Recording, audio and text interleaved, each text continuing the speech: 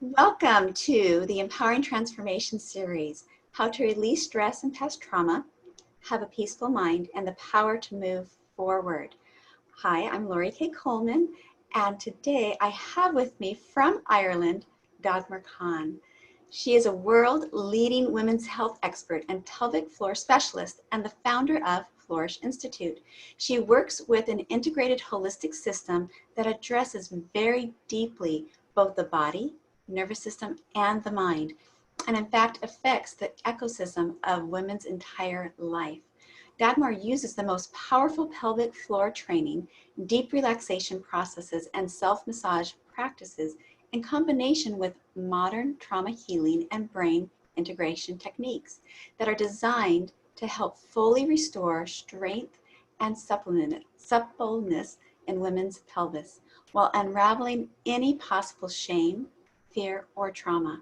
The results are full, vibrant pelvic floor health, enhanced sense of vitality, and women feeling deeply at home in her own body. In her work, she has helped thousands of women from all around the globe to deeply activate the healing codes inside of their body and become their best medicine. She lives her happily ever after with her incredible husband and their adorable toddler Rumi in the glorious sunny southeast of Ireland. Dagmar, thank you so much for your time today. What an introduction. What a blessing to be here with you today, Lori K. Thank you so much for inviting me. I am pumped to be here and share with your audience. I am so excited that I found you. And let's jump in. Can you explain the power women have around the healing their body? Absolutely. So I think one of the massive challenges every single woman is raised with, is conditioned by, is living in, that our bodies have been medicalized and our bodies have been colonized. So growing up, we get all the education about meds and algorithms and literature, which are all great, but we never get education about our bodies. So when we get in our 20s, 30s, 40s, we are like, oh, I have ailment, I have pain, I need to go to this specialist and this surgeon and this treatment and a chiropractor, without actually ever knowing how to address the maladies or challenges or issues by ourselves. Now, what I hold sacred and what I deeply believe is that your body is peppered with healing codes. Now, this is not like some woo-woo spiritual thing, but let's get down to the body level. Let's get down to the way your body works. Like if you look at one of the place where I start pretty much every woman with is healing her vagus nerve.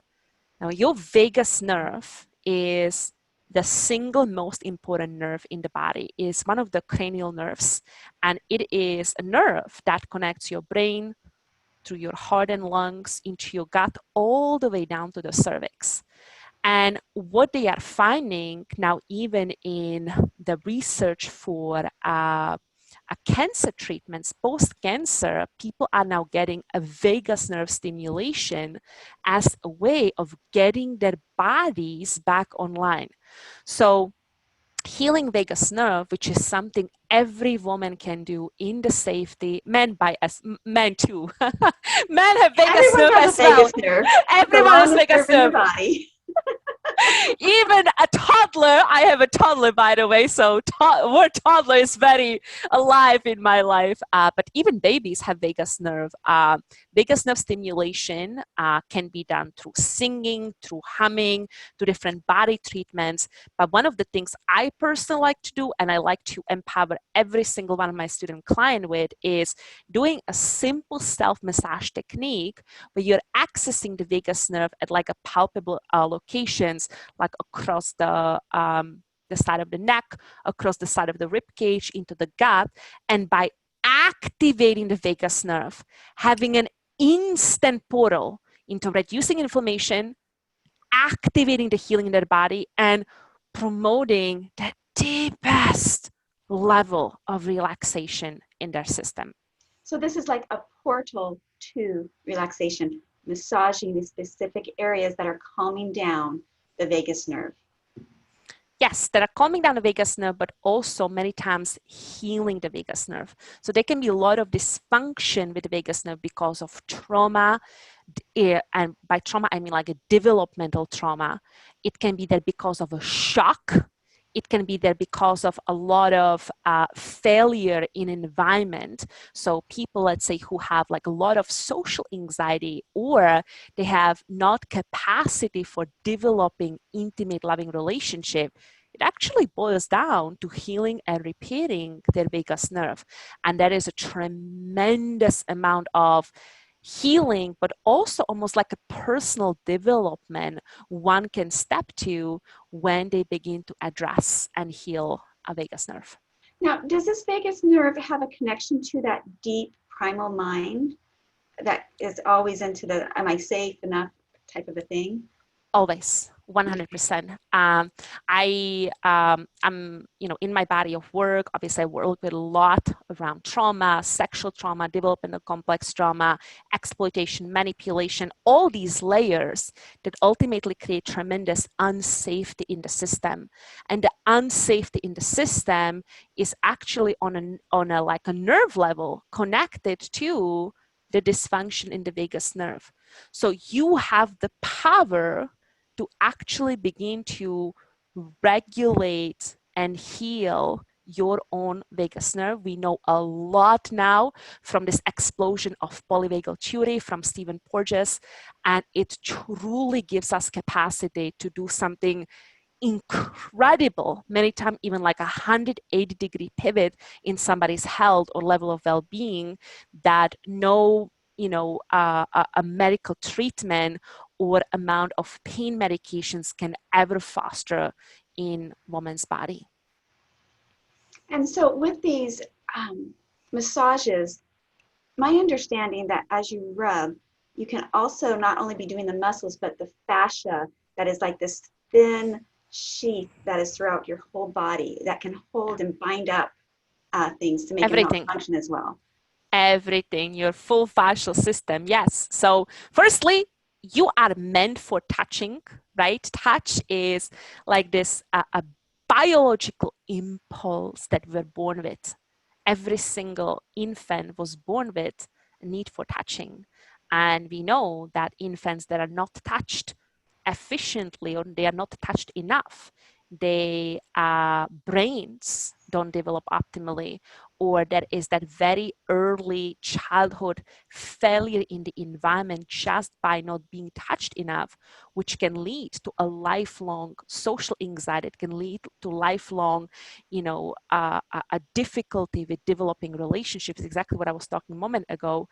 But that sense of being touched has never gotten away from us. Our bodies are meant for touching. The moment you touch any part of yourself, whether it's your scalp or is your rib cage or is your knee, with different levels of pressure, you're stimulating different parts of your system, skin, fascia, muscles, vagus nerve, and sending a sensory feedback into the brain so that the brain can be developing operational loops and help you build that perception of safety and health and vitality and everything that adds to living well inside of our bodies. It doesn't have to be so complicated. I believe in a all creator. I call him God. And I believe he created us so that we can have access to be able to heal, that there are these healing codes, and that when we do simple things with intent, that things can change in a very big way. Massively, massively. Can you, let's dive into more of the specifics of your specialty.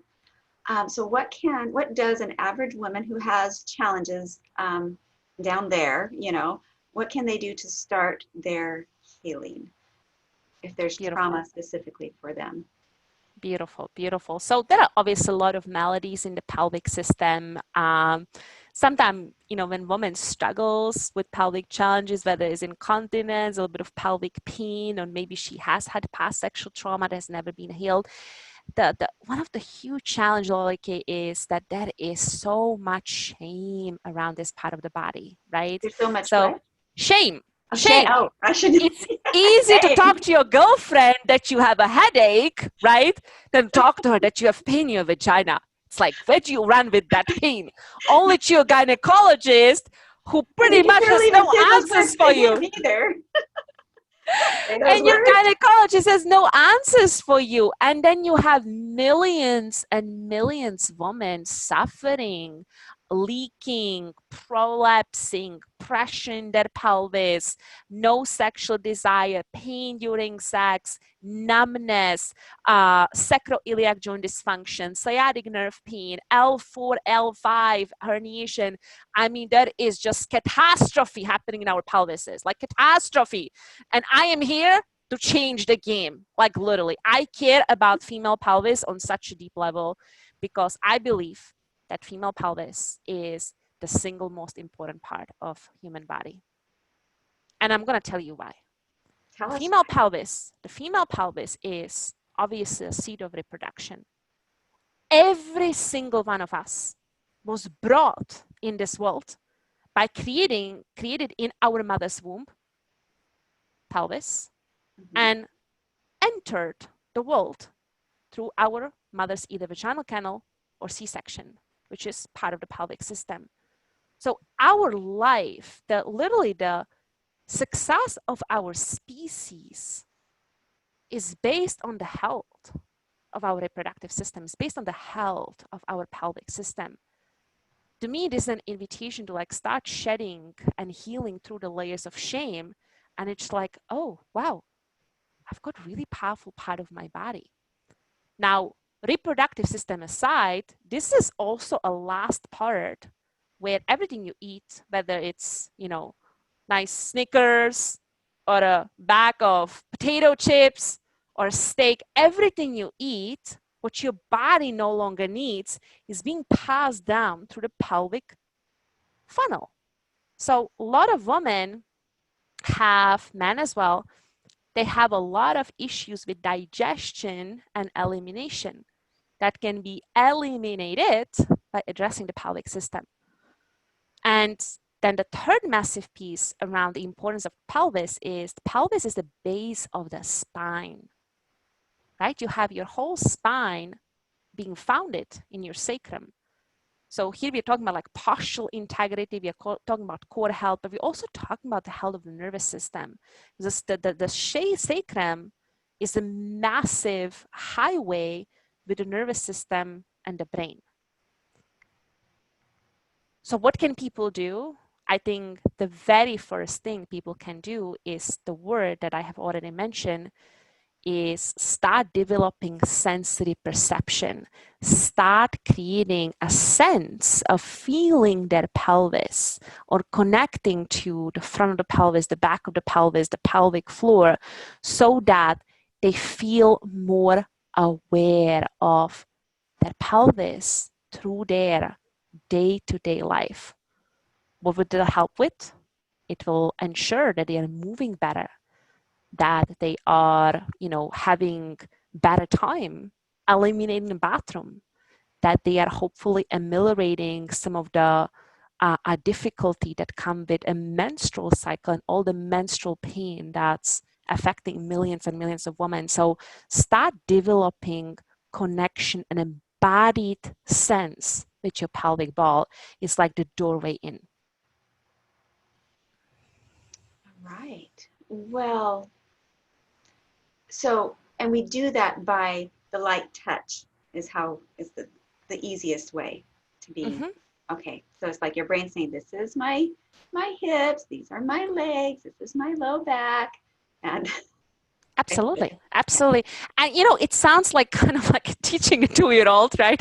But literally our 2-year-olds have more awareness of their bodies than us. I mean, it's epidemic, the level of disconnection from our system that people have, and the level of musculoskeletal diseases. Do we need to break down what musculoskeletal diseases are? Yeah, go ahead and Yeah. mention that. So a quick pop question. Can I give you a pop question, Laura Kay? Sure, my brain, we'll see how it goes. Okay, cool. So out of these three categories, what is the single fastest growing category of diseases in the world? Is it, let's first define the musculoskeletal diseases, shall we, before I give you the pop question? Yes. So musculoskeletal diseases are any disease of the musculoskeletal system. So we are talking knee pain, arthritis, need for hip replacement, elbow tendonitis, a cranky neck, anything happening in the joints. Okay. So the pop question is, which one of these three is the single largest growing world of diseases everywhere? Okay. First, cancer. Second, musculoskeletal diseases. Or third, diabetes. Cancer, musculoskeletal, they're or all diabetes. high. Which one would you say is the highest? You know what? I would say the second one, because our bodies are in so much inflammation that we're having more problems with our joints than we used to have because of our lifestyle. You got it. You got it.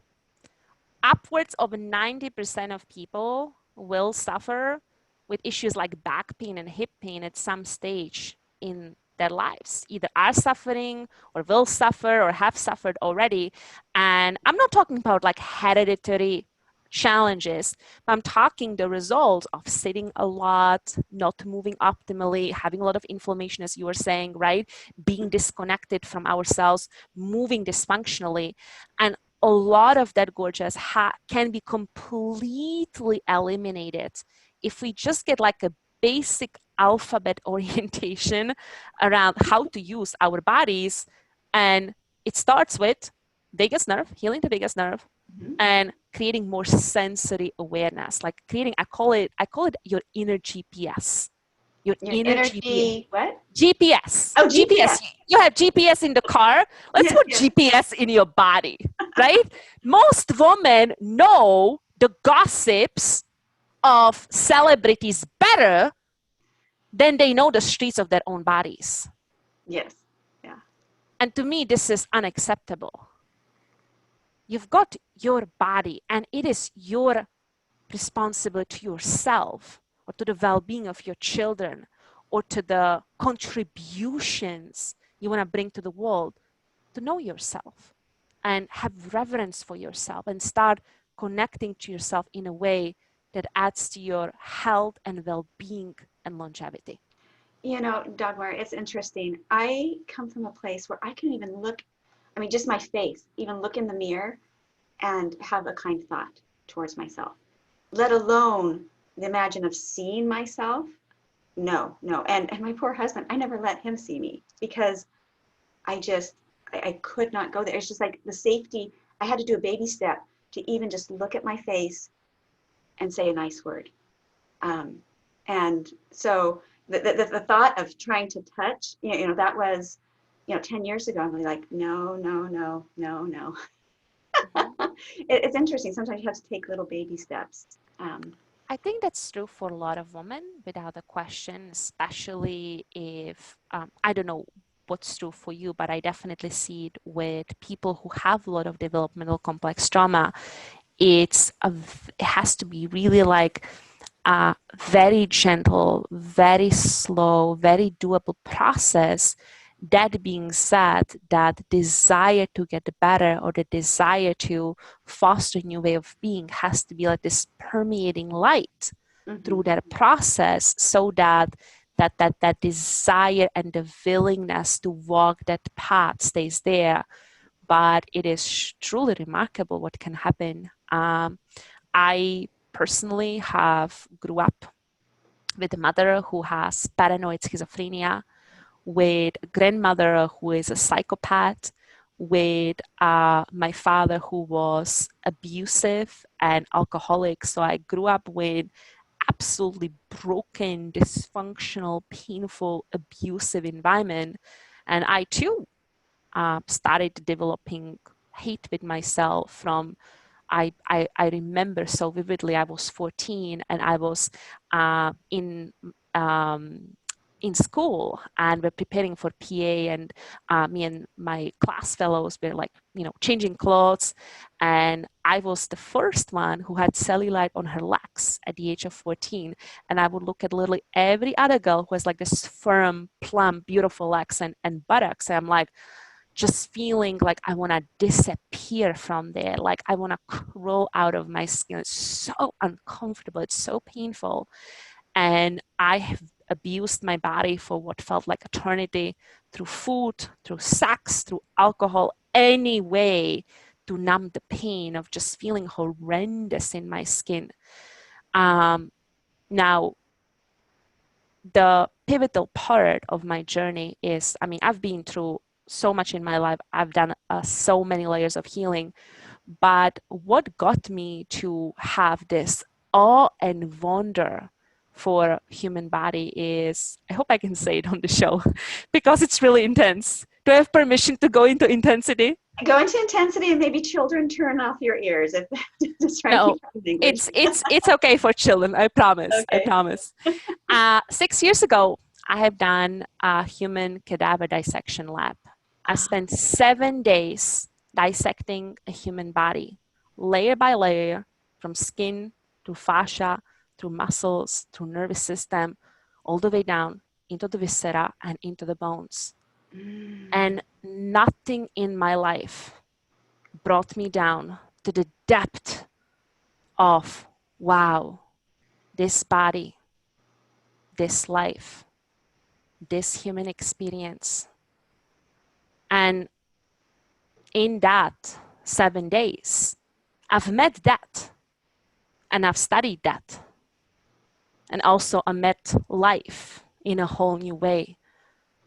And whether I have a client who comes to me who is like petrified of feeling their body, or I have a person who comes to me with, 15 years of a pain in their vagina, or I have a new mother who just had a traumatic childbirth and is just really scary to even feel her pelvic floor, whatever the challenge is, I approach it through one thing, just like infusing the reverence for her body, infusing the reverence for the magic that's living and breathing and pulsing and digesting and replenishing its cells every moment of every single day.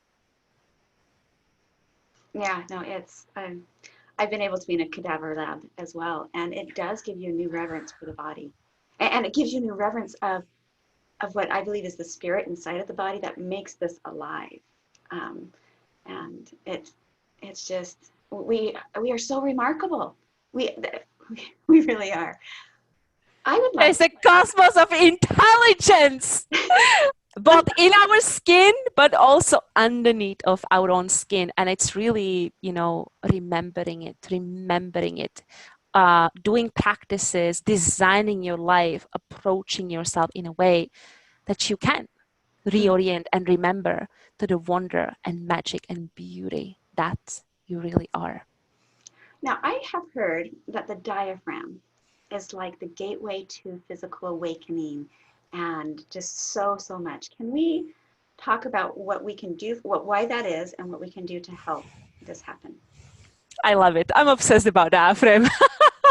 That's second massive healing code of your body, but actually the two, the vagus nerve and diaphragm. Is there anything else you want to say about the vagus nerve before we get into the diaphragm, though? Well, the vagus nerve is innervating the diaphragm, so that is a tremendous interconnection.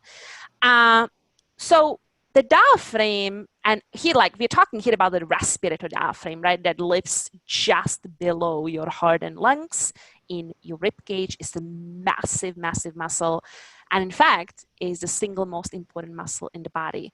People can live without arm, right? People can live without legs who are on wheelchairs. It's not a nice life, but they are alive.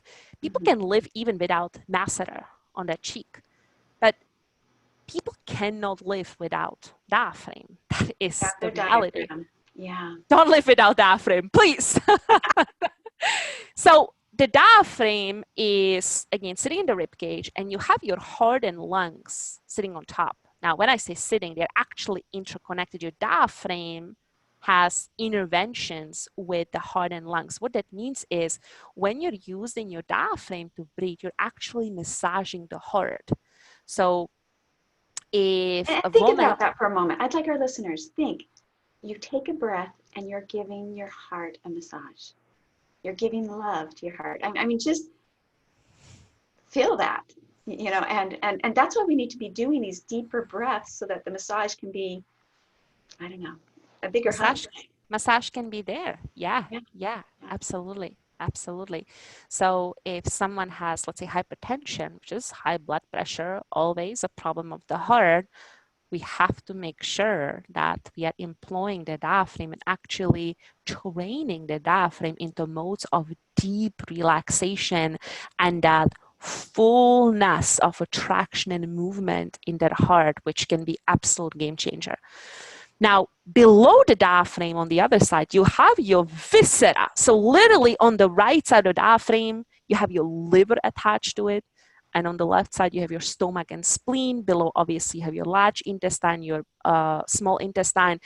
Every single organ in the viscera is connected through fascia, through the connective tissue, with diaphragm. So diaphragm movement not only massages the heart, it massages every organ in the gut, every organ in the abdominal viscera. A lot of challenges that women have with things like indigestion, IBS, even like poor motility in different organs. Motility means the level of movement, and every organ in the viscera has to be pliable. If it's not, it's going to have repercussion of the function of the organ. There has to be motility. So training the diaphragm so that diaphragm is free of tension, same as any muscle in the body, like the traps that you want to kind of massage all day long, right? Or your lower back that just like is killing you after 8 hours of sitting. Diaphragm also loves to be massaged, and diaphragm can also be full of knots and trigger points and adhesions. Scar tissue is a big one. So restoring the pliability and mobility in diaphragm has a repercussion on the whole system. Yeah. So how would you like to teach us to help relax our diaphragm?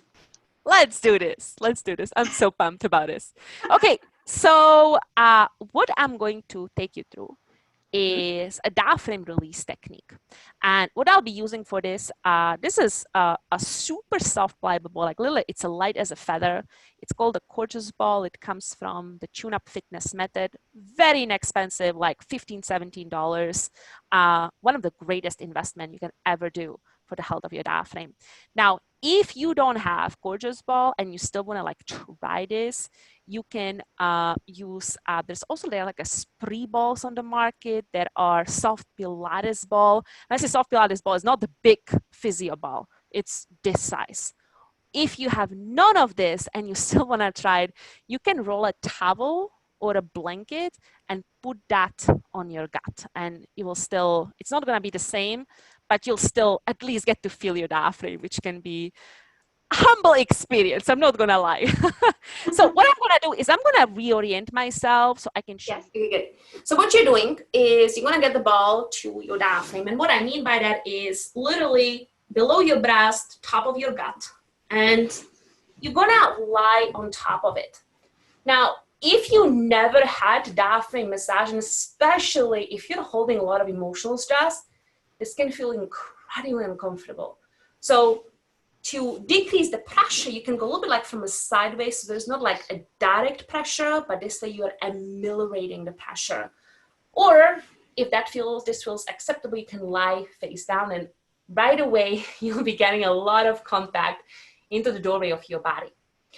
Now, once you're on this, you want to actually start employing the diaphragm in a way that it's meant to move. So I'm going to cue you into a few breaths that facilitate that downward motion of diaphragm. So what you will do is on inhale, you're going to breathe into the ball. So your gut system moves downwards into the ball, and as you exhale, you simply allow the diaphragm to recoil back. So as you continue to breathe, the ball is actually giving you feedback about how you're trying to move the diaphragm. And you can stay here for 4, 5, 6 minutes, just like getting acquainted to, okay, what does it feel like for my diaphragm to be touched and moved? And then you can add one layer of complexity to this, which is adding a level of contraction at the end of inhalation that will contract the diaphragm and will actually begin to start releasing some of the trigger points and adhesions and discomfort in the gut. So what it looks like is this. You'll take a deep breath. At the top of the inhale, hold the breath, and I want you to create a lot of tension. It's like your abs are going in contraction. You're holding that tension, and you can start moving your body from side to side. So the ball is actually traveling along that whole diaphragm crest. When you get the impulse to exhale, you relax and you disarm the diaphragm over the ball. And you can spend with this 4, 5, 6 minutes, ideally on an empty stomach, right, before you've eaten. It's so incredibly powerful. And in fact, people who have a lot of anxiety, like a physiological anxiety, trying to get them to meditate is one of the worst pieces of advice, right? Because all they feel like they want to crawl out of their skin. Meditation can be re-traumatizing, but getting them to massage the diaphragm is actually profoundly sedating for their system, and they'll be able to take probably the deepest breath they might have taken in months, even years, and actually start fostering, as we said at the start, start pressing the healing codes inside of their body. Beautiful, beautiful. So this simple exercise is helping in a myriad of ways because it's working with the fascia and the tension of the muscle of that diaphragm that can be holding some of the trauma so that it can be released, and helping you be able to get to a deeper breath eventually so that you can be massaging those organs in your lower stomach area and in your heart. Did I get all of the reasons? You got it. You got it. The Okay. extra piece is that you get deeper breath right away. You don't have to wait for it for next 10 years. You'll get that instantly with the diaphragm release. You'll get the deeper breath and a little like this just beautiful fostering of deeper breath in the whole system. And it's truly, truly, truly remarkable. And by doing this, it can actually help the digestion because of the fascia aspect. Yeah, I'm going to just reorient now, okay?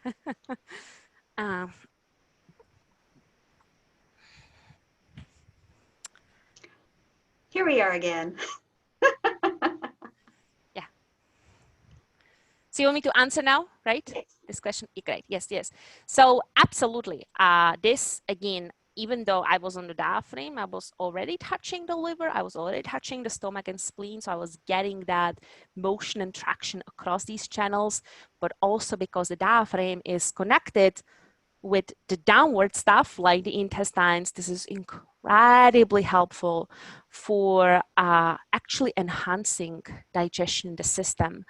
One of the things and big struggles I see a lot of women in the conscious space, in the personal development, who are really who have really dialed nutrition, and they've invested a lot of resources and time and money with working with nutritionists and having good supplements and organic diet.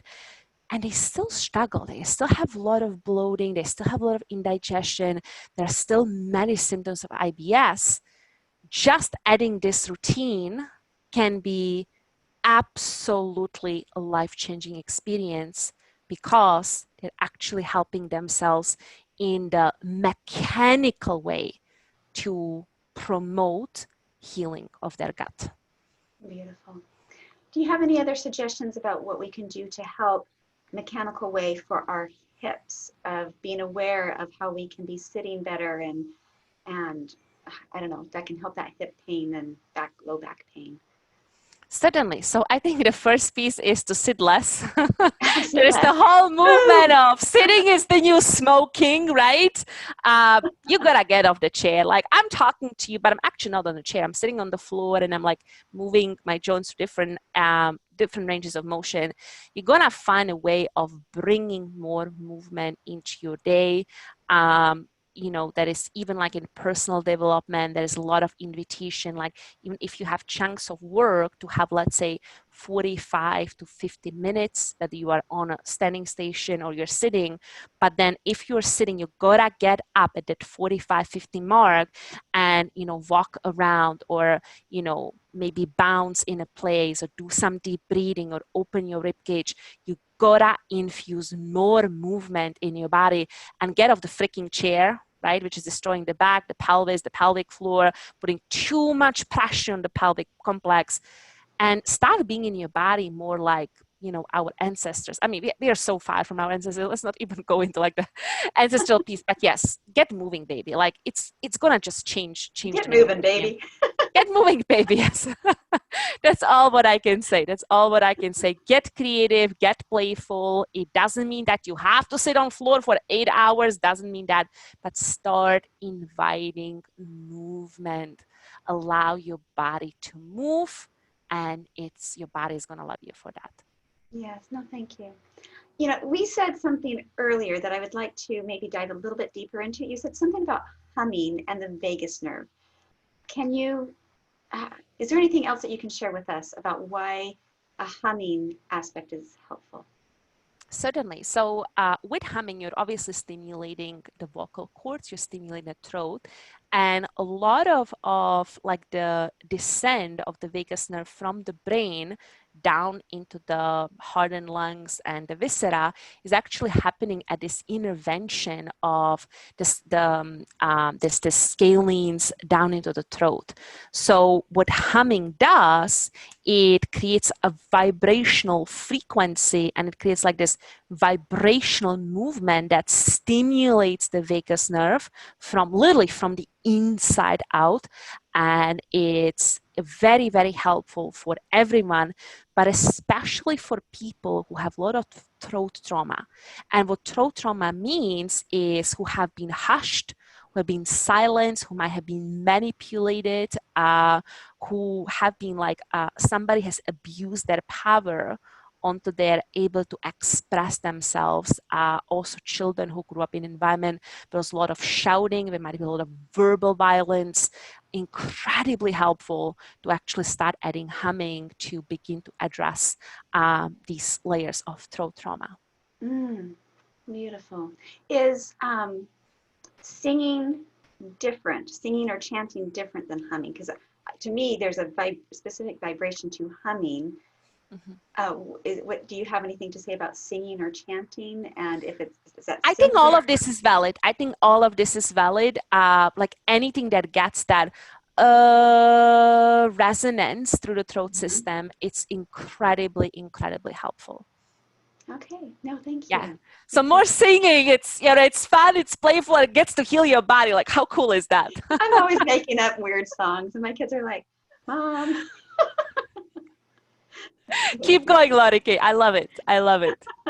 Let's see. I had oh baby. Let's talk about imagination and creativity and how that can help rewire the nervous system, because I know that's a big aspect too. So dive in. Certainly. So I actually, with this topic, I want to share a story of one of my clients that I think many of your listeners will be able to resonate. So this lady, her name is Neve, and she was in like her early 60s. She just went through very painful heartbreak. She also had hysterectomy, which means her womb head was removed. So there was big disconnection from her body, a lot of heartbreak, a lot of shutdown in her system. And on top of all of this, she also had kidney stones. So for like the medical procedure they had to do is actually put a stent, which is little like a wire, through her vaginal canal up into the kidney. So one of her big desire in our work together was to reclaim her femininity. And normally the procedure or like the process that I'll start inviting someone is to begin to do a lot of vaginal practices and womb practices. But because of the stent, it was not possible for her. It was just not an option. So she was actually very connected to her imagination. The imagination part of her brain was very developed. So what we started doing is envisioning and priming her mind, tapping into the creative visualization so that she can foster healing in her body. She feels lush and sensual in her system. She's able to, heal her heart and open her capacity for loving intimacy again. And this woman, Lori K, like literally in a space of 12 weeks, I saw this woman by using the power of her mind to come from this shut down, hunched over, so much pain, so much despair in her body, to come back to life. Like this woman just began to blossom by using her own mind. So many times, especially if someone is, might have handicap, might have disability, might have really very challenging autoimmune disorder where a lot of maybe like a body-based practices are not an option, inviting their brain, inviting their mind to foster the change or foster the healing or foster the shift they deeply desire for is truly, truly remarkable. Now, does that hold true for someone who, quote unquote, might just have a back pain or pelvic pain? 100%, 100%. In fact, when you say, like you step into your desire, you step into, okay, let's say your desire is, okay, you know what? I want to wake up every day feeling good, like having the juju, the energy, being excited about my day. Let's say this is your desire. Cool. So what we can do is invite the 5 senses, which is you envisioning yourself in that space, starting your day in enthusiasm and aliveness, and inviting taste, smell, touching, hearing, and seeing in that reality. And what happens when you activate the 5 senses in your imaginative reality, you're actually amplifying every part of the brain. Literally, your brain goes like, and your brain gets online with your desire. It's so simple and it's so powerful, and it truly makes a remarkable difference. Yeah. No, I've done things like that before. I've even imagined. I usually have it come from God, but people that don't have that belief. But I've seen energy come in and give my body. I've seen I've seen light come in and physically energize me. Where I've had chronic fatigue and couldn't move.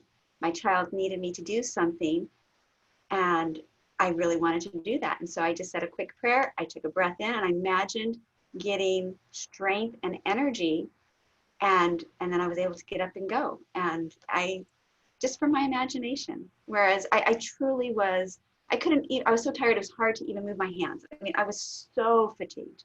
But with that breath and intent, and what happened is I had the most precious experience with my son as we went and taught somebody else about Christ.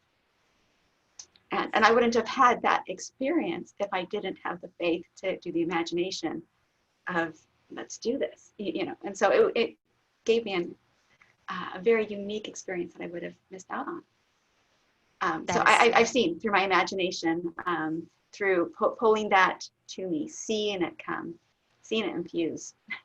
Remarkable. Humans needs hope to cope. We need hope to cope. We do need hope. When we give up hope, how do you see to give up the despair? Or how do you see to give up even the shame and the guilt, but especially the despair? I think right now people It's massive. It's one of the biggest problem everywhere now, the despair and embodied hopelessness. Mm-hmm. You know, I just done like a 5-day immersion in the group of women that I'm serving, and many of them have chronic pelvic pain, years of sexual shutdown, years of chronic fatigue, and I mean, a lot of pain, a lot of suffering. And in those 5 days, we've done a lot of powerful things, vagus nerve, lymphatic work, imagination, all of that stuff. But the biggest piece we've done is I have infused hope in them. And I literally had message after message, like woman telling me, oh my God, I've been at it for 15 years, 25 years, 18 years. First time in my life, I feel hope. And we're crying, crying, crying, crying, crying, crying. The really challenging thing is that many times our medical community, unless you find a really good doctor, steals all your hope. How many times people are being told you will never walk again? How many times people are being told, you know, this is the last thing, or you've got 3 months to live and then you're going to live next 15 years, or you'll never be pregnant. That is so much abuse of power that happens from medical community, and it is really hurting us and shredding us and taking our possibility away from us. So to cultivate hope, if the hope is not inside of you, you need to get into environment of hope. You need to get into environment of hope. So that's why what you do with your telesummit is incredibly powerful, right? People get into environment getting in a of group, hope. feeling the 100%. Yeah. Environment is stronger than your willpower. We know that from studies of neuroscience. But to be in an environment of care, to be in an environment where, you know, whether you're held by an expert or guide or mentor or group of people who understand the topic or the challenge that you're going through and are able to shed the light for you. You know, even if this might be work and it might involve shedding and grieving and setting new boundaries and saying no to this, or maybe taking the Coke off of your daily menu, whatever it is, right? The hope allows you to cope. And it is like literally the spirit of human consciousness is derives from this. One of the most influential movie of my life is Life is Beautiful. Have you seen Life is Beautiful? Keep talking. I'm not sure if I have. Is the movie that's oriented in the times of Second World War. A Beautiful Life? Beautiful Life. Is it Beautiful Life? Maybe it's Beautiful Life. I know, Beautiful Life. I think it's Life is Beautiful. Okay, you know, I'm getting confused. But anyhow, the story is, so there is this father in his 40s with his young son. Son is about 3 or 4. And he creates in the Nazi camp for his son the environment of play. And he invites this most beautiful creative imagination into the life of his son, so that his son feels like these atrocities that are happening in front of his eyes are part of game and imagination. And that's how he is keeping his son emotionally well and safe, and subsequently bringing meaning into his everyday. Now, truly, if you are, you know, watching to this, we are listening to this, and like you are at the end of the rope, just listen, just watch that movie. It is the biggest expression of capacity of human spirit. And we spoke about that creative imagination, right? This ties so well to this. It is truly one of the most influential movie of my life. Oh, I'll have to look that up. No, the one that I was thinking of was different. So yeah, thank you for sharing that. Yeah. Yeah. Oh, is there anything else that you would like to say with us before you tell us about the free offering that you want to gift people with? I think that really the final piece is that tying all the pieces together that, yes, if you have been struggling, if you have been in pain, if you have been at it, if you have been stressed, if you've been anxious, firstly, you need the hope to cope. So start looking for places, for environments, for mentors, for guides, for community circles where that hope can be fostered. And the second piece is really begin to study your body. Like both me and Lori Kay, we've been in cadaver dissection lab. We understand the value. We understand the value of looking under the skin. Like, but once you learn, even like, your body is like the alphabet A to Z, right? Even if you learn like that A, maybe A plus of your body, it'll be like opening up a whole new world of possibility. That education in of itself is gonna ameliorate so much suffering or impossibility or all of that bullshit we have been fed from. Our bodies being colonized and taken away from us. Like the power is inside of you. And this is not a personal development hype up, like let's just get happy and let's bump our arms, which is great, but it only lasts 5 minutes, right? This is about sustainable change. This is about sustainable transformation. This is a lasting healing way of being. And it starts with your body. It starts with you getting into the environment of hope and learning about yourself, learning about your body, learning about your humanity. But speaking about learning about your humanity, what I have for you is a special invitation, which is a free 5-day immersion that takes you step by step on how to amplify the vision for your better future through learning about the healing codes of your body, including your lymphatic system and your nervous system, and then helping you prime your subconscious mind, your deep mind, to actually be on board with your healing so that every part of you can say yes to aliveness and vitality and feeling incredible. This is your birthright. Step into the immersion and it is going to be opening of something exponential for you. Thank you so much. I think that would be a beautiful experience for so many. I hope they opt into that. And the link is just going to be right below for them to do that. So, Dagmar, I thank you for your time. It's been beautiful being able to interact with you. So, well, Totally, Lorikabel. Go ahead. Yeah. Yeah, well, thank you so much for inviting me. It has been honor to sharing the magic of Diaphragm and stepping into deeper hope. Thank you for doing this amazing teleseries and serving people who are looking for the lights and the guides of hope and the guides of consciousness, right? Yeah. To get the information, the inspiration, the activation, so they can truly, truly, truly begin to live better inside of their own bodies. Yes, for sure, for sure. Well, I'd like to thank our listeners and hope they have the most beautiful day filled with peace and love and laughter. And I look forward to you watching tomorrow. Bye-bye. Ciao.